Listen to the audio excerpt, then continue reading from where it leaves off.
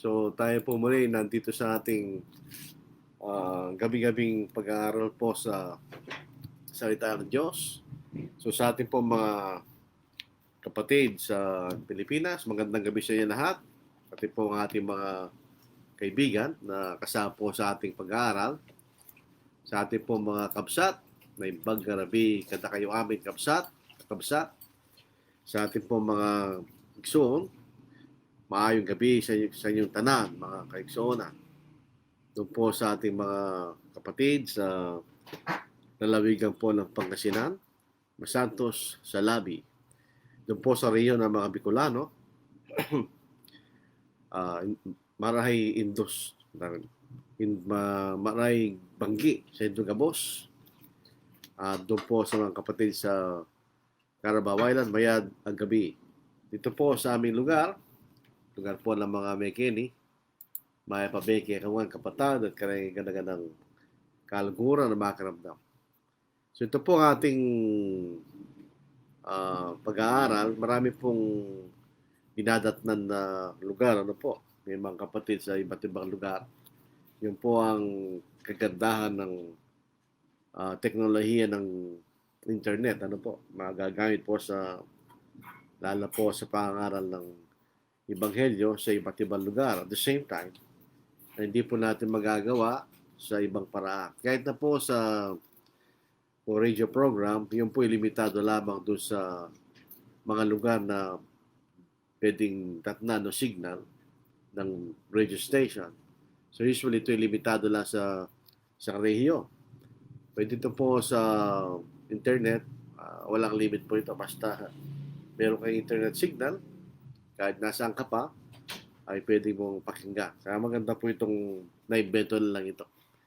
Ang ating pong paksa sa gabing ito ay doon po sa Lucas, 15 kabanata sa talatang 1 hanggang sa katapusan ng kabanata. Ito isang mahabang kasaysayan. Ito po ay tungkol sa dalawang kapatid na yung nakababata ay kinuha po niya kanyang mana. Alam po niyo yung mana, hindi po yun mabibigay hanggang namatay yung magulang. Yun po ang mana. Ito, buhay pa yung ama, kinuha na niya yung mana niya. Ito po isang pangkaraniwang kaisipan ng mga kabataan na gustong makatakas sa pamamahala ng mga magulang. So ito pong nakababatang anak, yan ang ginawa niya. Pero nangyari, nalustay lang mga kayamanan na kinuha niya sa kanyang ama sapagkat wala pa siya sa tamang edad para mahawakan ng ganong klaseng obligasyon. So yun po ang summary ng kapitulong ito. Ito po ay nailagay ng ating Panginoon dahil sa konteksto ng mga pangyayari. Ano po ba ang konteksto bakit ito nailagay? Dito po sa unang 2 talata, dito sa 15 kabanata, noon ang mga maniningil ng buwis at mga makasalanan ay lumalapit sa kanya upang makinig. Ang mga Fariseo at mga Skriba ay nagbubulong-bulungan. Na nagsasabi, tinatanggap ng taong ito ang mga makasalanan at kumakaing kasalo nila. So, kaya po makita natin, siya po ay gawa na nangaral po ng 3 parables hanggang sa 11 talata. Ito nga po yung prodigal son. Sa Tagalog, alibughang anak. Hindi natin masyado ginagawa siya ng alibughang. Ano po? So, the prodigal son. Yun po niyo itong parable na ito ay may aral na itinuturo ng ating Panginoon. Basically. Number 1, ito'y patungkol sa isang anak. Pansinin po natin, mayroong ama, may 2 anak. So ito'y patungkol sa kanyang isang anak na makikita natin sa isang, kung titingnan natin ang kabuuan ng mga talata sa 15 kabanata, makikita natin ang anak na ito ay nagkasala at nawala. Hindi lamang po ang aplikasyon na ito doon sa libughang anak na yon. Ito po ay may aplikasyon sa ating mga anak ng Diyos. Yung po mga nangangaral at tuturo na once saved, always saved ay nagkakamali. Pinatutunayan ng ika-15 kabanatang ito na ito'y anak. So ito'y anak ng Diyos. Pero ito'y maaaring magkasala at mawala. A child of God can sow sin so as to be lost. Sabi nga po ng mga sa panyagang pananalita, ang anak ng Diyos ay maaaring magkasala, therefore maihiwalay o mawala sa Diyos. So yun po isang bagay na tinuturo ng kasaysayan na ito. May isang anak na nagkasala at nawala. At pangalawa, na makikita po natin sa kasaysayan na ito, ang Diyos ay handang magpatawad, tandaan po natin, sa mga nagkakamali niya mga anak na nagsisisi. So kaya nga po ito'y kasagutan doon sa mga para bagang kritisismo ng mga parosyeto eskrima. Na sinasabi ng taong ito ay nakikisama sa mga makasalanan. Sapagkat gano'n ang Diyos. Siya po yung nagbibigay ng pagkakataon sa mga tao nagbabalik loob sa Diyos. Dito makikita natin sa kasaysayan na ito. Makikita pa rin po natin na sa relasyong ama at anak ay may biyaya doon. Sinin po natin na tayo po naging mga anak ng ating mga magulang. Hindi ba ang laki ng biyaya natin dahil tayo kanilang mga anak? Sabihin na kailang pag-aari ay makikinabang tayo, baka mati tayo tatrabaho. Ay tayo po pinakakain, binibigay ang ating mga pangangailangan. Dahil tayo kasama sa pamilya ng ating mga ama. We are part of the family of our parents. So mayroong privileges at biyaya nandoon sa relasyon na yun, di ba? Sapagkat tayo mga anak. So, tayo po anak tayo ng ating mga ama. So dahil doon, meron tayong pribileyo bilang mga anak at tayo mga tagapagmana. Pag namatay ang ating mga magulang, ay meron tayong tatanggapin sa kanilang mga pag-aari. So yun po makikita nating sa isang pangkaraniwang physical na relasyong mga magulang at anak, meron po physical na biyaya. Pero gayon din po sa spiritual na paraan. Makikita po natin sa Biblia, ang meron po mga tinatawag na mga anak ng Diyos. Hindi po totoo na lahat ng mga tao ay anak ng Diyos. Sapagkat once upon a time, totoo yun. Nung tayo pinanganak, tayo mga anak ng Diyos. Pero tayo nang kasala, tayo nawala. Tayo nahiwalay sa Diyos. So wala, for ito, ibig sabihin, nahinto tayo kanya maging anak. Kasi nagkasala tayo nawala. Pero pagka tayo nawala, pwede pa rin tayo maging anak ng Diyos.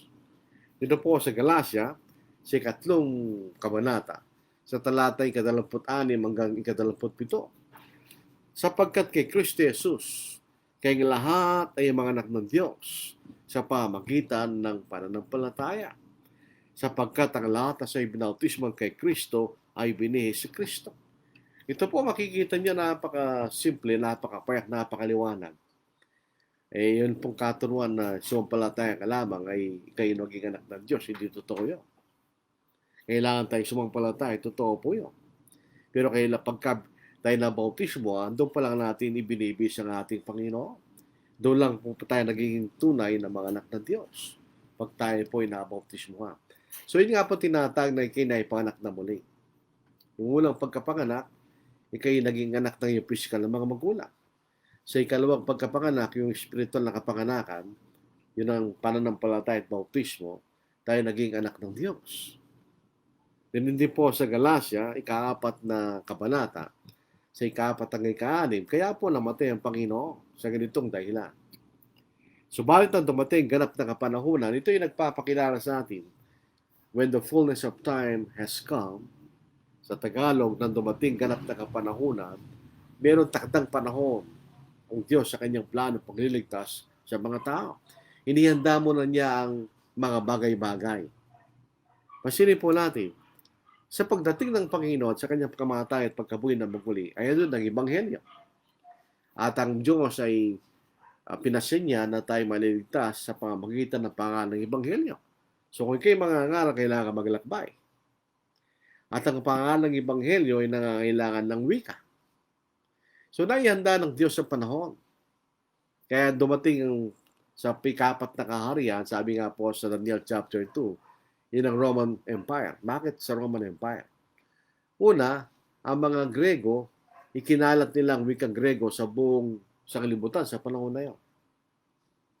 So mayroon pong pangkalahatang lingwahe. Yan ang Greek. Ang mga Romano, sila po'y nagawa ng mga daan.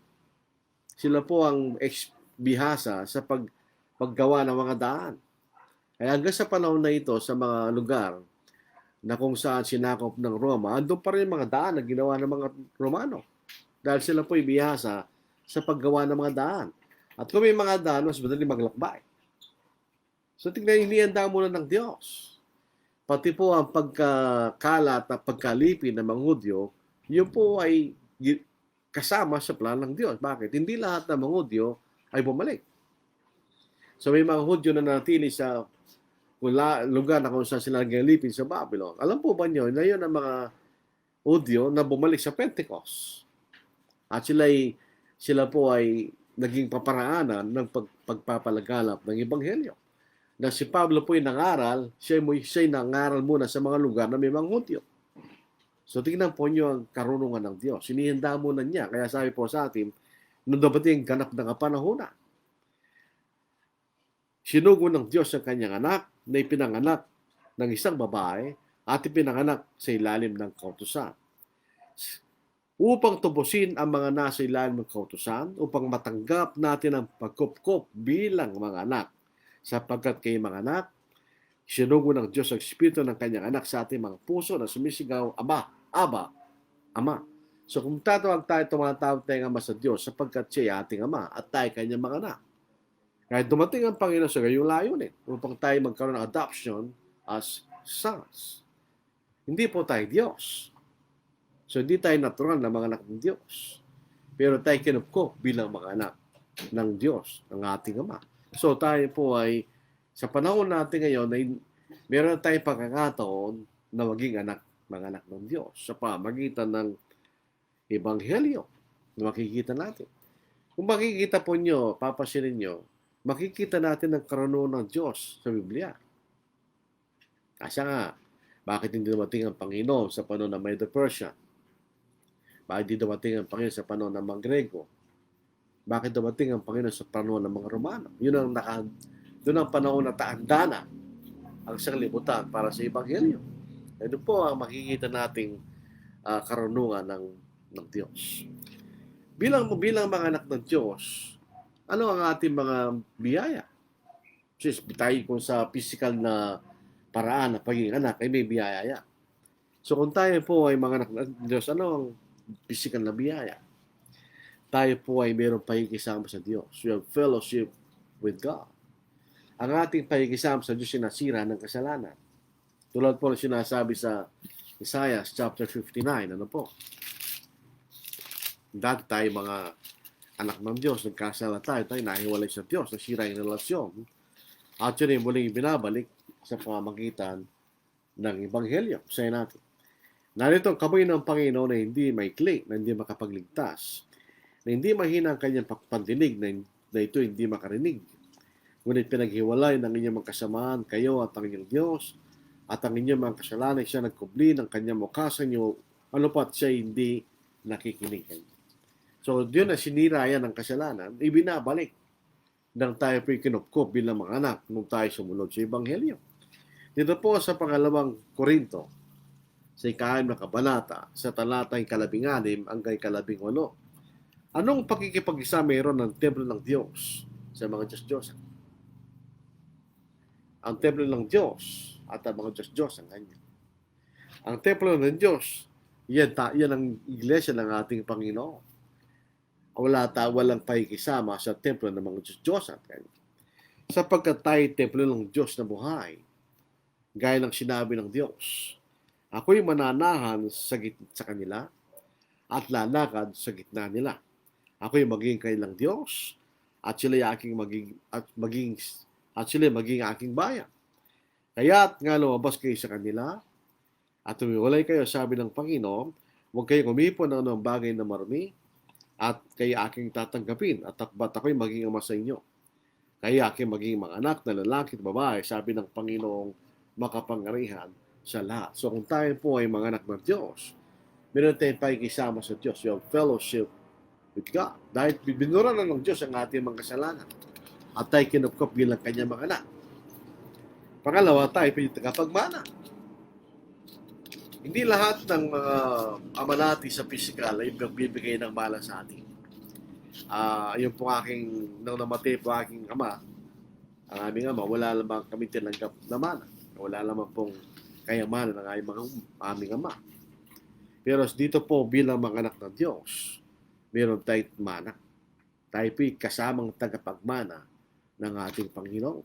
Dito po sa unang sulat ni Pedro, doon po sa unang kabanata, 3 talata hanggang 5. Purihin ang Diyos at Ama ng ating Panginoong Jesucristo. Sa pamagitan ng kanyang malaking kahabagan, ay muli tayong pinanganak sa isang buhay na pag-asa sa pamagitan ng muling pagkabuhay ni Jesucristo mula sa mga patay. Bakit muling pagkabuhay?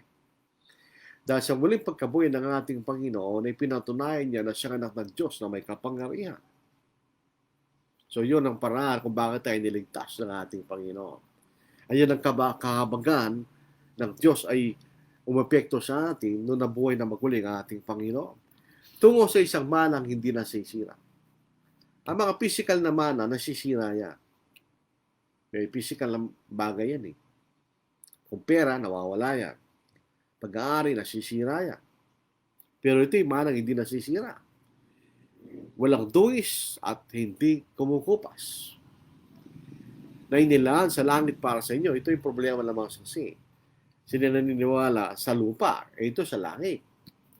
Na sa kapangyarihan ng Diyos ay iniingatan sa pamagitan ng pananampalataya para sa kaligtasan na nakahandang ipahayag sa huling panahon. Iniingatan tayo sa pamagitan ng pananampalataya. Bakit sa magaling ang pananampalataya? Sa salita ng Diyos. So tayo po'y magpapatuloy sa pagsunod sa salita ng Diyos. Iniingatan tayo ng Diyos.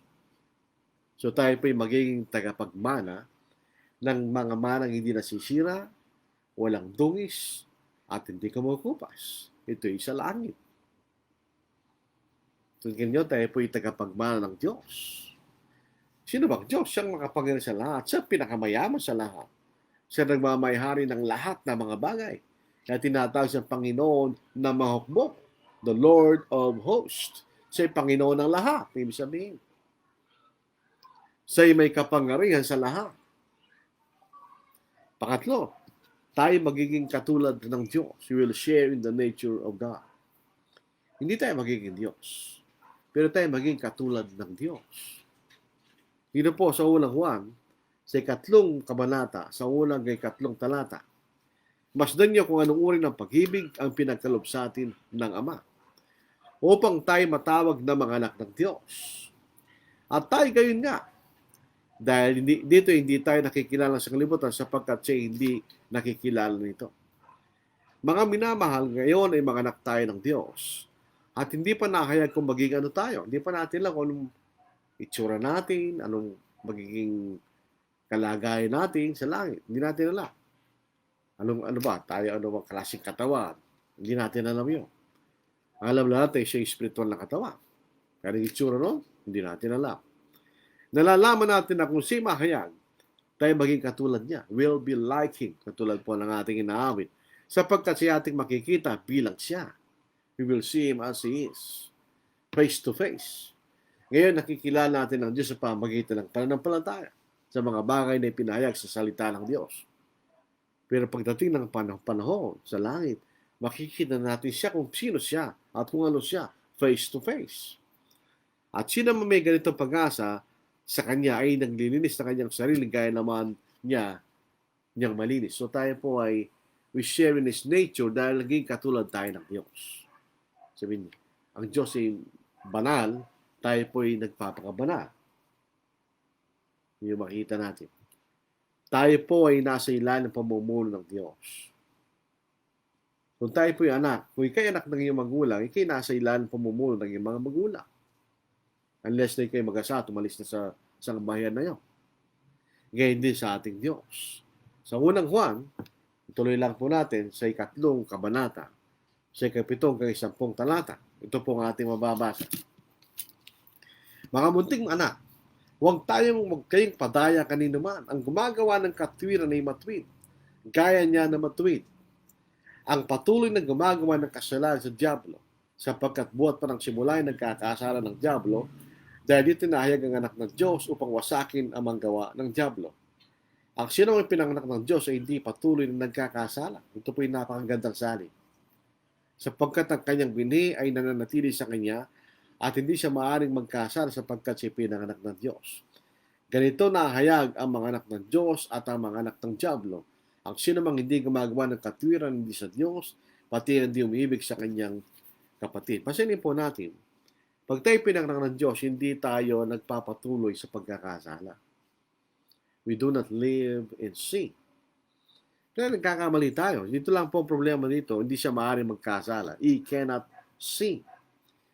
Doon po sa ibang salin, he does not practice sin. Hindi siya nagpapatuloy sa paggawa ng kasalanan. Yung ibig sabihin, no? So tayo po nasa ilalim ng pamumuno ng Diyos. So kung tayo po yung mga anak ng Diyos, meron tayo kasama sa Diyos. Di ba? Tayo magiging tagapagmana ng Diyos. Tayo magiging katulad ng Diyos. Tayo nasa pag-iingat o pamumuno ng Diyos. Ang mga hindi anak ng Diyos, walang biyaya. Wala silang pag-iisama sa Diyos. Hindi sila mga tagapagmana. Hindi sila maging katulad ng Diyos. At wala sila sa pamumuno ng Diyos. So ilan ba yung mga tao wala sa iglesia ng ating Panginoon, walang kaligtasan niya. Wala sila sa ilang pamumuno ng Diyos. Kailangan tayo nasa pamumuno ng Diyos, mga kapatid. Ang makikita natin, ano ba magiging epekto ng kasalanan? Sabi nga, when you sin, you digress. Ang ibig siya ng digress, ikay lumilihis.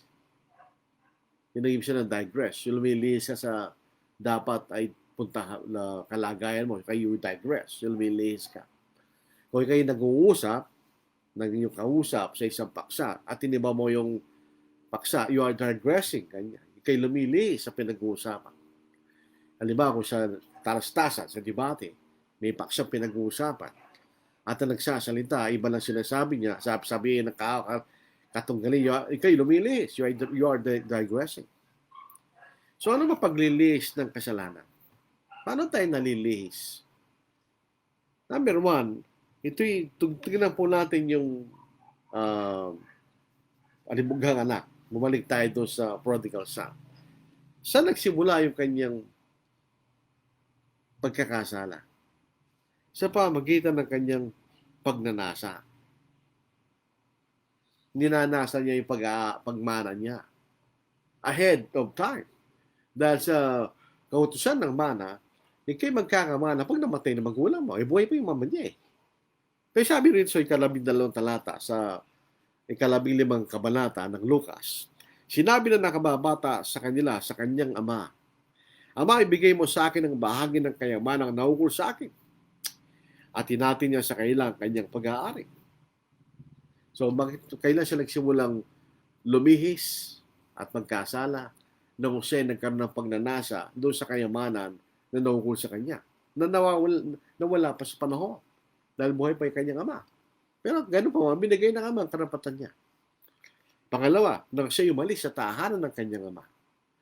Umalis siya sa pamumuno ng kanyang ama. Kalamihan po sa mga anak, ganun ang kailang kaisipan. Doon po sa mga first world country, pag meron silang batas, pagsapit ng 18 taon ng anak, hindi mo na siya makakontrol. Wala ka ng control sa kanya. Kung pinag-uusapan na yung batas, kahit nakatira pa sa yung bahay mo, wala ka ng control sa kanya. Malaya na siya sa kanyang gagawin. Doon sa mga first world country, yun po. Sa kailang mga batas, gayon ang batas nila. Sa atin, wala atang ganong batas. So, alam nyo, bakit pagka 18 taon na yung bata, ba't siya umaalis? At nagtatrabaho na siya at magsasarili na. Mangungupahan ng kanyang apartment, magtatrabaho na siya, hindi na siya asa sa magulang. Bakit? Ang karamihan sagot nila, so that I can go out from those ridiculous rules kanila. Para makalis na ako sa mga batas ng mga magulang ko kanya. Ganon din itong uh, alibuhang anak, yung prodigal son. Gusto na niyang umalis at mawala na sa pamumuno ng kanyang ama. Dito po si 13. Makaraan ng ilang araw, tinipon na nakababatang anak ng lahat ng kanya at naglakbay patungo sa isang malayong lupain. At do'y nilustay ang kanyang kabuhayan sa maksayang mamumuhay. Bakit pumunta siya at umalis? Para nawala siya sa pamumuno ng kanyang ama. Alam po ninyo, may mga anak, merong ano po yan, merong proseso. Hindi ka basta-basta ay pwedeng maging independyente sa magulang mo. Ibig sabihin, panahon na hindi ka pa handa na mawalay at magmalaya sa pamumuno ng mga magulang mo. So, wala ka pang sapat na eksperyensya, wala ka pang sapat na karunong sa buhay. So, dito, ganito ito. Siya umalis. At nagpakalayo.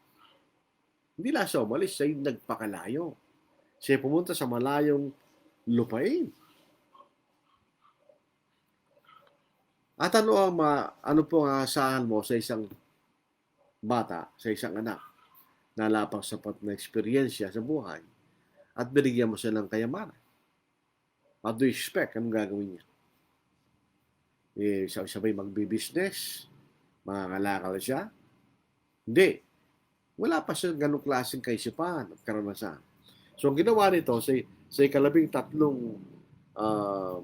talata, sabi nito, at do'y nilustay ang kanyang kabuhayan sa maksayang pamumuhay. Sa 33 talata, 30th verse.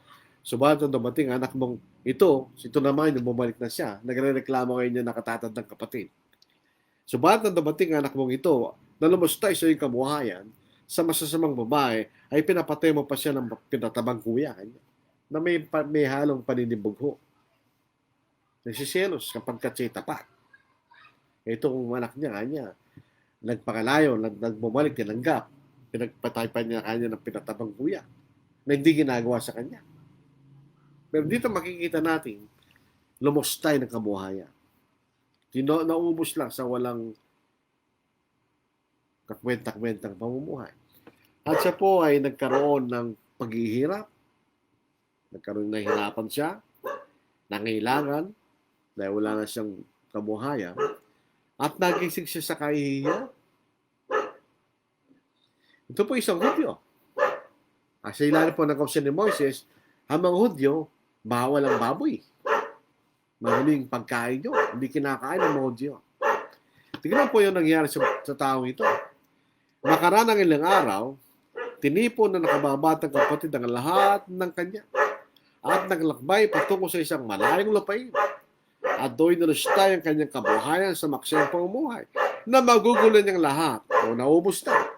Ay nagkaroon ng matinding taggutom sa lupain yun at siya nagsimulang mangailangan. Kaya pumaroon siya at sumama sa isa sa mga mayaman sa lupain yun na nagpapunta sa kanya sa kanyang mga bukid upang magpakain ng mga baboy. At siya'y nasasabik na makakain ng mga pinagbalatan na kinakain ng mga baboy at walang sino man nagbigay sa kanya ng anuman. So ito nangyari sa isang bata, sa isang anak na gustong umalis sa pamumuno ng kanyang magulang. Ano nangyari sa kanya? Siya'y napariwara. Siya'y nangailangan. Wala na siyang pag-aari. Kaya dito, tingnan siya 17 talata. Subalit ang siya'y matauhan, dito po ang proseso. Hanggat ikay nasa kaisipan na kumbaga hindi ka nag-iisip. Hindi nagkakasala. Pero pag ikay natauhan, malalaman mo na yung ginagawa mo hindi tama. So huwag natin tanungin sa isang nagkasala, bakit mo ginawa yun? Alam natin ang dahilan. Hindi siya nag-iisip. Dahil kung ikay nag-iisip, hindi mo gagawin yun. So siya 17 talata, sapagkat ang siya'y matauhan. So in other words, yung ginawa niya, walang halong pag-iisip. Ginawa lang yung gusto niyang gawin na walang pag-iisip. Kung siya mag-isip at siya'y natauhan, ay sinabi niya, ilan sa mga upahang lingkod ng aking ama ang may sapat at lumalabis sa pagkain, ngunit ako rito ay namamatay sa gutom. So yun ang nangyayari sa kanya. Nawala ang pag-aari niya, nagkaroon ng kapigatihan, kaya siya nagugutom. Sa makatwid, ano nangyari sa tao ito? Siya ay ibinilang na patay at nawala. Dead and lost. Kaya siya bumalik sa ika-24 na talata. Sapagkat ang anak kong ito ay patay na at muling nabuhay at siya nawala at natagpuan. At sila ay nagsimulang magdiwang. Yun ang paglihis ng kasalanan doon sa libugang anak. Yun ang proseso ng paglihis ng kasalanan. Kung titingnan natin sa Santiago, ulang kapitulo o kabanata, sa ika-12 hanggang ika-15 mga talata, nagsisimula ito sa pagnanasa.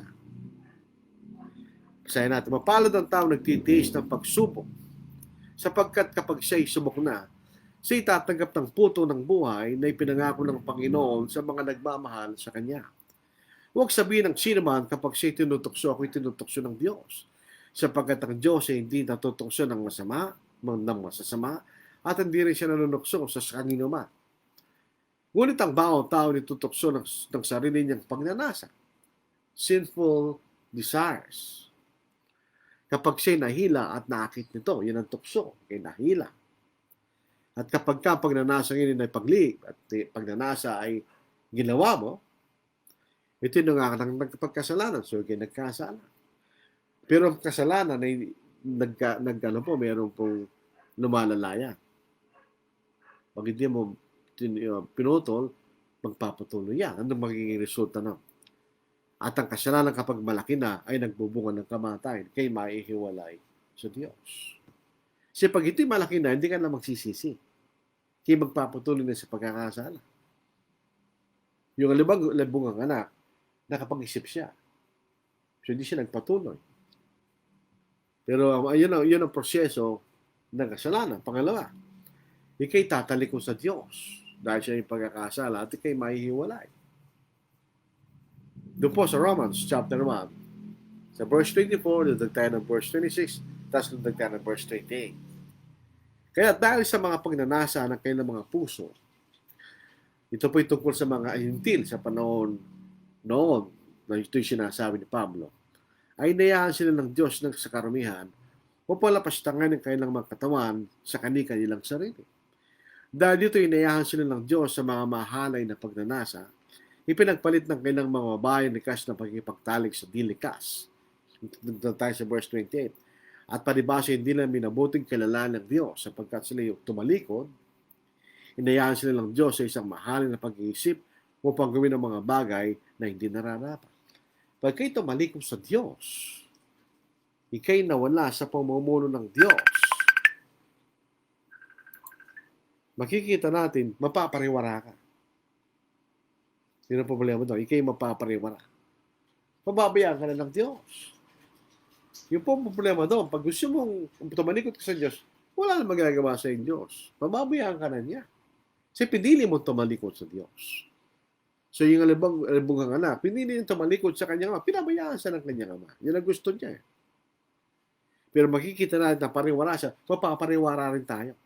Pag tayo tumalikod sa Diyos, tayo maihiwalay sa Diyos. At yung mangyayari, our lives will be wasted. Tayo magkaroon ng kahirapan at tayo mapupunta sa kahihiyan. Waste, want, and shame. Yun ang mangyayari sa atin. Pumunta tayo sa Old Testament sa Kamikaan. Sa 13 kapitulo, sa talatang 15. Ang mabuting pagpapasya ay nagbubunga ng pagpapala. Pero kailan tayo nagkakaroon ng mabuting pagpapasya? Sa larangan ng spiritual. Kapag tayo nasa ilalim ng pamumuno ng Diyos. Ngunit ang lakad ng di tapat ang kailan kasisira. Ang hindi tapat, hindi pa tayo nagpapailalim sa pamumuno ng Diyos. Hindi ka nga tapat eh. Hindi kayo lumis. Ano mangyayari sa iyo? Kasiraan. Ganyan. Ang bangisang Israel, ganoon din. Doon sa unang kabanata ng aklat ni Isaias, inilarawan ang kalagayan ng bansang Israel. Bansang makasalanan. bayang puno ng kasamaan. Anak naman gumagawa ng kasamaan, mga anak na gumagawa ng kabulukan. Mabulok ang mga magulang, bulok din ang mga anak. Tinalikuran nilang Panginoon. Hinamag nilang banal ng Israel. Ano nangyari? Sila'y lubusang naligaw. Tingnan nyo ang sabi ng Diyos. Bakit kayo hampasin pa? Bakit ko pa kayo parurusahan kayo? Bakit? Na kayo patuloy sa paghimang. Kasi in other words, ginawa na ng Panginoon dapat nang gawin sa bansang ito. Kaya lang matigas na lang yung ulo nila. Ang buong ulo ay may sakit, ang buong puso ay nangihina. Mula sa tarampakan ng paa hanggang sa ulo ay walang kagalingan, kundi mga sugat, mga galos at sariwang latay, hindi pa naampat o natalian man o napanlambot man ng langis. Sapagkat tumalikod sa Diyos. Pag tumalikod ka sa Diyos, hindi ka napakikilaman ng Diyos. Matatalikod din ang biyaya ng Diyos sa iyo. Ganun nangyari sa bansang Israel. Kaya't ano nga ang dito po punta naman tayo sa Romans 6:21. Kaya't ano nga ang bunga mayroon kayo sa mga bagay na kayo kinahiyaan ninyo? Ano ba yung bagay na kinahiyaan? Kasalanan. Sapagkat ang kainatan ng mga bagay na ay kamatayan. Ang kainatan ng kasalanan ay kamatayan. So pag tayo ay nagkakasala sa Diyos, tayo mga Kristiyano, ay magdudulot ito ng kamatayan and will be lost. It will result in spiritual death and we will be lost. Wala na tayong pag-asa kung tayo mananatili sa ganong kalagayan. Sapagkat ang kabayaran ng kasalanan ay kamatayan. Ngunit ang kaloob ng Diyos na walang bayad ay buhay na walang hanggan kay Kristo Jesus na Panginoon natin. Di ba nakita natin sa alibugang anak, yung proseso na yun? Kung bakit siya lumis sa kanyang ama. Gayon ang pagkalahatang paglihis pag nagkasala tayo. At kung ano magiging bunga niya, tayo po will be spiritually dead and spiritually lost. Yun po makikita natin. Dito po nalalaman natin tayo dumaan na mula sa kamatayan patungo sa buhay sapagkat inibig natin isa't isa. Ang hindi umiibig ay mananatili sa kamatayan. Pasingin po natin yung kasaysayan na ito. Napakaganda po ng kasaysayan na ito, mga kapatid, ng alibugang anak. Maganda yung aral na binibigay sa atin. Yung anak, bakit siya nanumbalik? Ang panunumbalik ay nagsisimula sa pagkikilala na ikay nagkamali. Mahirap magsisi kapag hindi mo tinatanggap na ikay nagkamali. Maraming gano'n. Imbes na tanggapin lang nila ang kailang pagkakamali, dinedepensa nila. Dahil hindi nila tinatanggap na sila nagkamali. Pero itong taong ito, yung alibugang anak, bakit siya bumalik sa kanyang ama? Sapagkat siya'y natauhan at nalaman niya at kinilala na siya nagkamali. He acknowledged he sinned. Tingnan po sa talatay 17. Subalit ang siya matauhan ay sinabi niya, ilan sa mga upahang lingkod na aking ama, ang may sapat at lumalabis sa pagkain, ngunit ako rito'y namamatay sa gutom. So natauhan siya. Kinilala niya ang katotohanan na siya nagkamali. At siya nagkasala laban sa kanyang ama. At ipinahayag niya ang kanyang kasalanan. Anong plano niya? Sa 18 talata. Titindig ako at pupunta sa aking ama. At aking sasabihin sa kanya, Ama, nagkasala ko laban sa iyo. Sabihin, tinanggap niya ang kanyang pagkakamali at ipinahayag niya ang kanyang pagkakamali. Walang dahilan sa sinasabi niya. Walang justification sa kanyang ginawa. Tinanggap lang na siya nagkamali. Period.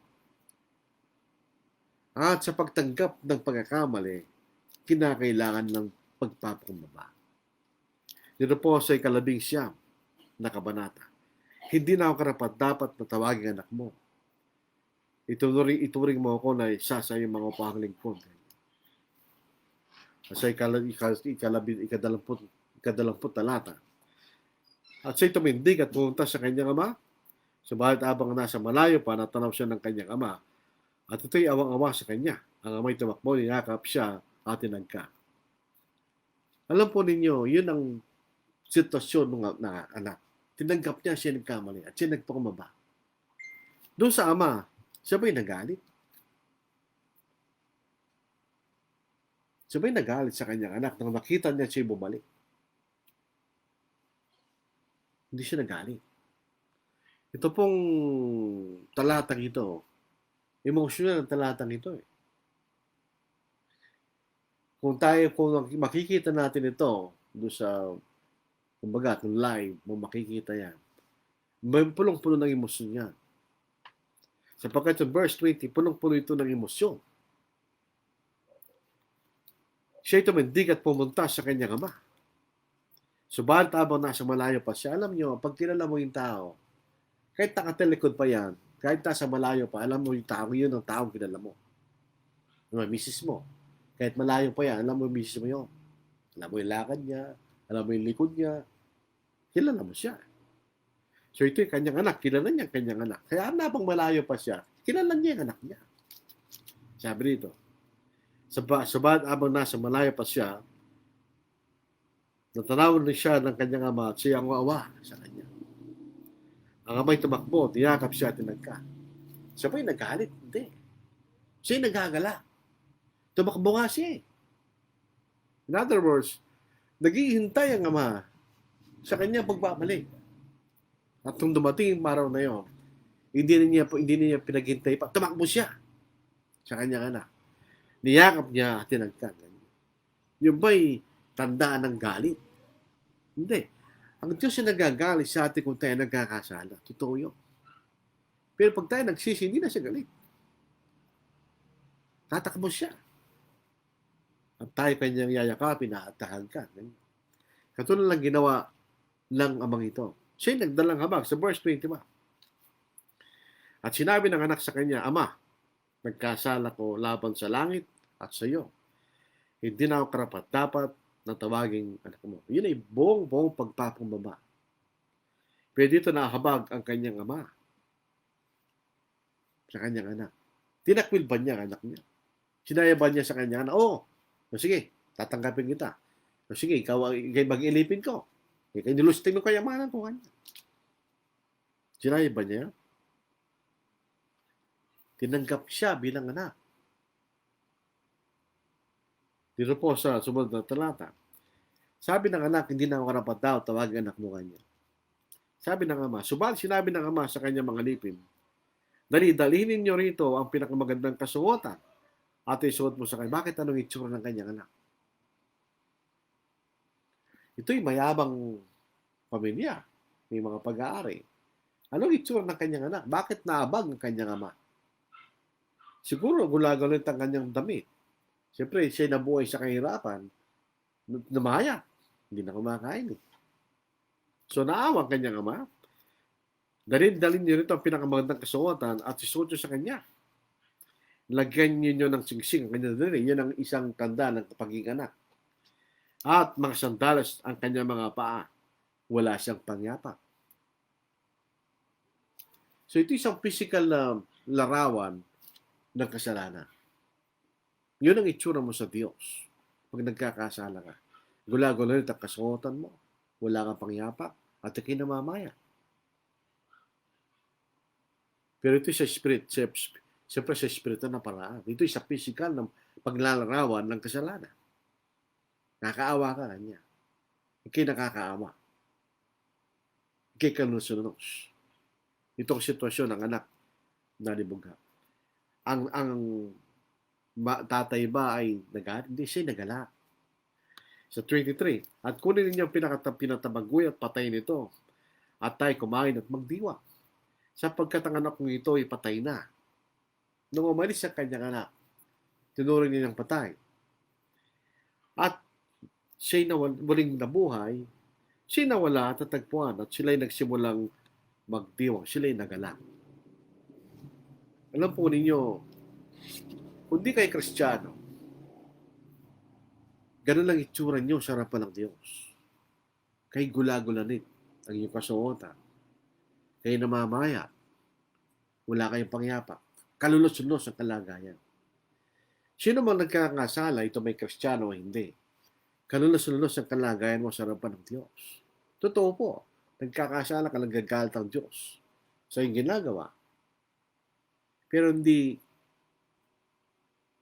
ka sabihin wala ka ng pag-asa. Ang proseso lang po niya na ikaw ay mag-isip. Kay matauhan sa iyong pagkakamali. Nung si David ay nagkasala, hindi siya natauhan. Alam niya nagkakasala siya. Pero hindi niya iniisip. Wala siyang isip. Kailan siya nag-isip? Kailangan pang sabihin ni Nathan, nung sabihin niya isang parabola, isang parable, ng isang mahirap na may isang pag-aari kaysa isang batang guyang babae.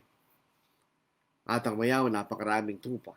Nung nagkaroon ng bisita, kinuha pa niya kaysa isang pag-aari ng mahirap. Na nagalit ang damdamin David. Kailangan patay, dapat mamatay yung tao yun. Sabi ni Nathan, ikaw yung tao yun. Siya nagising.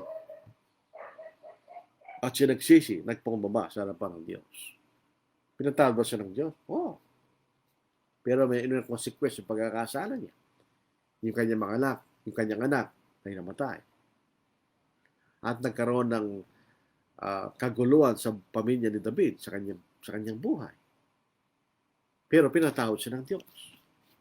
Isang patatawarin tayo ng Diyos, pero yung consequence ng ating ginawang pagkakasala ay nandoon pa rin. Pero tayo pinatawad na ng Diyos.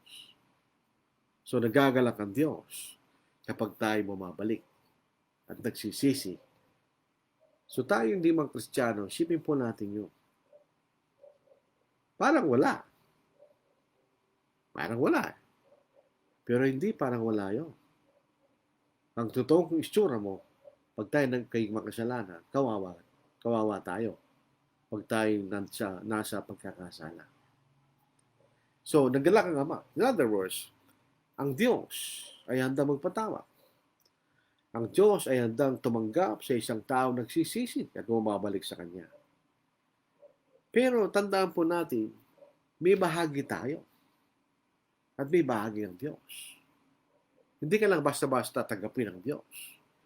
Mayroong bagay na dapat gawin. Number 1, kailangan manumbalik sa Kanya.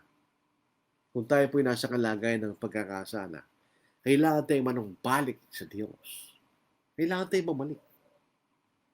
Kaya po Hebrews chapter 4, kapag ang tao tumalikod sa Diyos, sa kalagayang pagtatalikod niya, imposible siya magsisi. Dahil pinili niya tumalikod. Kailan siya magsisisi? Pag natauhan siya na yung pagtalikod niya ay kasalanan, ang pagtalikod niya isang pagkakamali. Doon siya magsisisi. Kailan nagsisi yung alibugang anak? Noong nakita, tananggap niya na siya nagkamali. Maliban na tanggapin natin tayo magkamali, hindi tayo magsisisi. Magpapatuloy ka lang doon sa iyong pagkakamali. Dahil hindi ka nag-iisip. Hindi ka nag-iisip ang tauhan, tayo pa magsisisi. So, sa bahagi ng tao, kailangan tayo manumbalik. Tayo po mga Kristiyano, nakita natin kapatid dahil nagkakasala, panumbalikin natin siya. Dito po sa Santiago, 5 kabanata, sa talatay 11 at 20. Mga kapatid ko, kung sino man sa inyo ay naliligaw mula sa katotohanan at siya pinapanumbalik ng sino man, dapat niyang malaman ng nagpapanumbalik sa isang makasalanan mula sa pagkaligaw ng kanyang landas. You're lost. Ay magliligtas ng kaluluwa mula sa kamatayan at magtatakip ng napakaraming kasalanan. Magtatakip sapagkat ang pagkakasala ay may kahihiya. Pag nakuha natin ng kapatid sa kanyang pagkakasala, matatakpan natin ang kahihiyan ng kapatid. Kailangan tayong manumbalik sa Diyos. Dito po sa awit, sa 51 kabanata, sa mga talatang 1-4, ito si Haring David. Pagkatapos sabihin ni Nathan sa kanya, ikaw yung tao yun, ganyan. Sinulat niya itong awit na ito. Sabi niya, maawa ka sa akin, O Diyos. Ayon sa iyong tapat na pag-ibig, ayon sa iyong saganang kaawaan, ay pawiin mo aking mga paglaban. Hugasan mo akong lubos sa aking kasamaan, at inisin mo ako sa aking kasalanan, sapagkat aking nalalaman ang mga pagsuway ko, at aking kasalanan laging nasa harapan ko.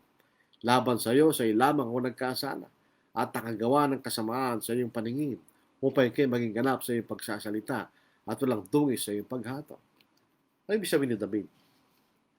Kung hindi mo ko patatawarin kanya, ako'y nararapat na maparusahan. Hindi mayroong batas ng Diyos. Kailan pinatawad si David? Sa oras na yan? Oo. Pero in view of Christ's death. Tandaan natin, pinatawad ang mga pagsasalangsang sa unang tipan sa kamatayan ng ating Panginoon. Tandaan po natin yun. Nasulat sa Biblia yun eh. Dito po sa Gawa, ikawalong kabanata sa talata 22. Ito si Simon na manggagaway na naghangad na si mapabilang sa mga apostol sa kanyang kapangyarihan. Kaya't pagsisihan mo ang kasamaan mong ito. Manalangin ka sa Panginoon, baka sakaling ipatawad sa iyo ang ngalan ng iyong puso. Bakit baka sakali? Nasa bating yun, ay nasa kay Simon yun, kung tunay nasa magsisisi. Dito po sa unang Juan, sa unang kabanata, sa ikasyam na talata, kung ipinapayag natin ang ating mga kasalanan, siya'y tapat at banal na magpapatawad sa ating mga kasalanan at tayo nilinisin sa lahat ng kalikawatan. Yun ang pangako ng Diyos. Kung gagawin na ang tao yun, gagawin din ng Diyos ang bahagi niya. Dahil ang gusto ng Diyos, hindi gusto ng Diyos na tayo mapunta sa impyerno. Hindi na gusto ng Diyos. Hindi gusto ng Diyos tayo mamatay. Dahil nung ninilaan si Adam at saka si Eva, nasa gitna ng halamanan, kasama nung isa pang halaman ng pagkalam ng mabuti at masama, ando rin ang halaman ng buhay. Hindi kagusto ng Diyos na tayo mamamatay. Kahit sa physical na paraan. Ayaw ng Diyos yun. Kaya lang, nagkasala yung ating mga magulang. Ayaw din ng Diyos na bawat isa ay mapariwara. Gusto ng Diyos lahat ng tayo maligtas. Kaya siya po ay nagnanasang magligtas sa mga tao. Hindi siya nagnanasang mapariwara ang mga tao. Kaya lang, wala siyang magagawa kung yung pipiliin mo. Sapagkat ang Diyos ay matuwid. Bagamat ang Diyos ay pagmamahal, siya rin ay matuwid. Kung ayaw mo lang kanyang pagmamahal, hindi kanya pipilitin. Hindi mabagal ang Panginoon tungkol sa kanyang pangako, kaya hindi pa dumarating na gaya ng kabagalang itinuturo ng iba. Kundi nagmatyaga sa inyo na hindi niya ibig ang sino ang pahamak, kundi ang lahat ay dumating sa pagsisisi. Yan ang gusto ng Diyos. Bakit di pa dumarating ang Panginoon? Dahil kung binibigyan pa tayo ng pagkakataon ng Diyos. Kristyano ka, nagkakasala, binibigyan ka niya ng pagkakataon. Kung hindi ka pa Kristyano, binibigyan ka niya ng pagkakataon. Gusto niya lahat ay maligtas. Sa Old Testament, sa Isaias, doon po sa ika-61 kabanata, sa talata 10, ako'y magagalak na mabuti sa Panginoon. Ang aking buong pagkatao ay magagalak sa aking Diyos. Sapagkat binihisan niya ako ng madamit ng kaligtasan, kanya tinakpan ako ng balabal ng katwiran, gaya ng lalaki kakasal na ginagaya ka ng sarili ng palamuting bulaklak, at gaya ng babae kakasal na nagagayakan ng kanyang mga hiyas. Ang itsura ng kakasal maganda. Anong itsura ng kasalanan? Pangit. Magagalak. Bakit? Sapagkat tiniligtas siya ng Diyos. At ang Diyos ay may kagalakan. Nagagalak siya.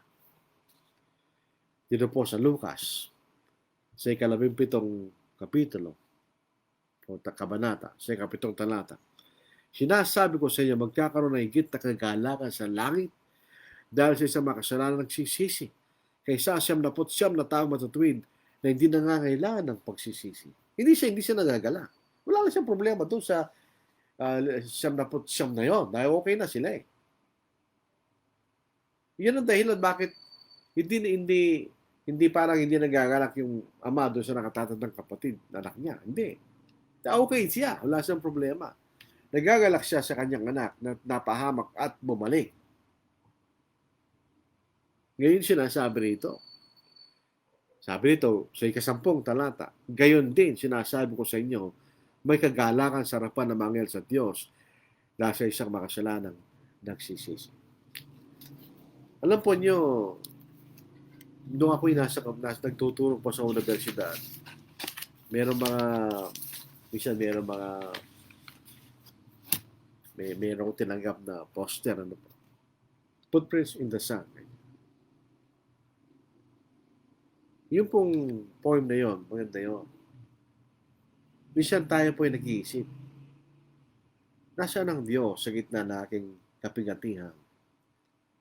Bakit ako pinababayaan ng Diyos? Dahil nung nakita niya yung sa buhangin, isang paris lang ng paano doon. Sabi niya, nasaan ang Diyos? Kasi dati sabay sila naglalakad. So, dalawang pares ng paa sa buhangin. Bakit isa lang pares ng paa? Ako yung pinabayaan ng Diyos. Nagkamali siya. Dahil hindi siya pinabayaan ng Diyos. Sabi ng Diyos sa kanya, alam mo ba, na ikay nasa gitna ng problema at kahirapan. Dinala kita kanya. Kaya nakikita mo isang pares niya na yung pares na aking mga paa. Sapagkat dinala kita kanya. Ang kagusto ng Diyos sa atin, tayo maligtas. So ito po ang dapat isipin natin. Kristyano tayo, kailangan tayo maging tapat. Nagkasala tayo, magsisipo tayo. Kung ngunit ang mas mabigat kung hindi tayo Kristyano, anong haharapin natin pagdating ng Panginoon? Naghintay tayo sa kakilakilabot na paghukom at mabangis at magsik na Diyos. So, isa pong parable of the prodigal son, maganda pong kasaysayan nito. Pinakikita niya rito ang kahandaan ng Diyos na tayo tanggapin, na tayo bumabalik sa Diyos. Ang larawan po sa Isaiah 53, yung mga tao ay parang naging mga tupa na nagkanya-kanya mga lakad. Dahil wala silang pastor. Nang dumating ang Panginoon, siyang mabuting pastor. Inipon niya. At dinala sa kaligtasan. So, ating Panginoon naghihintay sa atin na tayo bumalik at sumunod sa kanyang kalooban. Siya'y kumakatok. Bakit din natin sa pagbuksan? Bago po bumalis ang Panginoon, kung sinaboy na maguli at pumunta sa langit, siya po'y nagabilin sa kanyang mga alagad. Ang sabi niya, kayo'y umayo sa buong sanglibutan at ipangaral ng ibagay sa lahat ng kinapan. Ang sumasampalataya at mabautismuhan ay maliligtas. Tatapot ang di sumasampalataya ay parusa. Ang paanyayang yon ay tutuparin hanggang ngayon. Inaanyayaan tayo ng Diyos sa kanyang kaligtasan. At inaanyayaan tayo sa kaharian na inihanda ng Diyos sa atin kung tayo po'y susunod at magpapailalim sa kalooban ng Diyos. So ito po ang ating paksa sa gabing ito.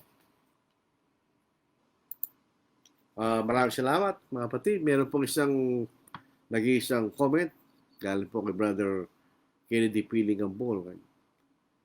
If only those brethren na tumalikod like the prodigal son na napag-aral natin, maisip nila balik muli sa Panginoon, subalit naging matigas pa ang kailang mga puso. Yung po ang problema, hindi tayo babalik kasi hindi pa natin tinatanggap at nagpapamaba na tayo nagkasala. Yun po kung ang pagkakasala, simula sa pagdanasa at pagtalikod sa Panginoon, ang kaligtasan ganoon din, ang pagnanasang manumbalik sa Panginoon. Kaya tatanggapin natin ang ating pagkakamali at tayo magsisira pa ng Diyos.